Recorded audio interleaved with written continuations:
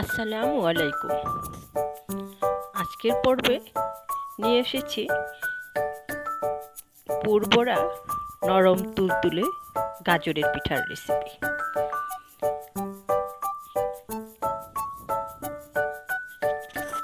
প্রথমেই 7 পিস গাজর টুকরো করে কেটে সিদ্ধ করে নিয়েছি।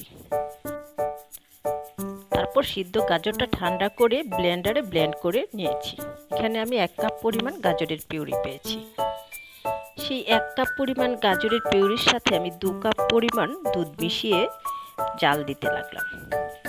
হাফ চা চামচ লবণ দিয়ে দিলাম। ভালো করে বলক উঠে গেলে 2 কাপ চালের গুঁড়ো দিয়ে ভালো করে নেড়ে চেড়ে ডেকে রেখে দেবো কিছুক্ষণের জন্য।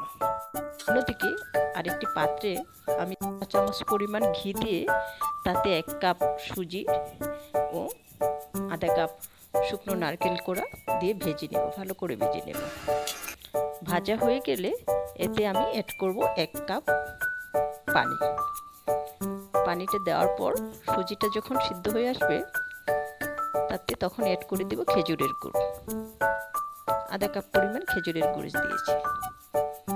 তারপর এটাকে নামিয়ে রেখে দেব।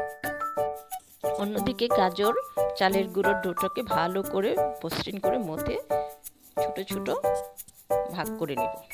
আমার 2 কাপ পরিমাণ চালের গুঁড়া প্রায় 16টা ভাগ করে নিয়েছি এবং ছোট ছোট বল করে নেব। বলগুলোর ভিতরে সেই যে সুজির পুরটা, নারকেল সুজির পুরটা রেখেছিলাম ওটা ভিতরে দিয়ে ছোট ছোট হাতের তালু দিয়ে ছোট ছোট বল করে নেব। দেখেন এরকম করে ভিতরে পুরগুলো থাকবে।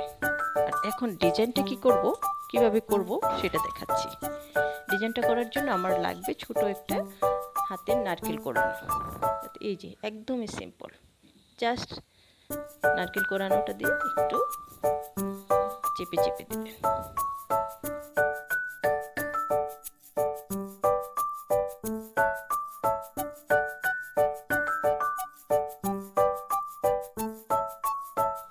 যে হয়ে গেল, আমি আরেকটা কিভাবে করব দেখিয়ে দিচ্ছি। এইভাবে আমি সবগুলো করে নিলাম। সবগুলোকে সেই নারকেল কোড়ানোটা দিয়ে করে নিলাম। দেখেন কি সুন্দর হয়েছে না, একদম ইজি। এগুলোকে এখন আমি একটা স্ট্রেনারে নিয়ে 15 মিনিটের মতো ভাপে দিয়ে দেব। তারপর হয়ে গেল দেখেন নরম তুলতুলে গাজরের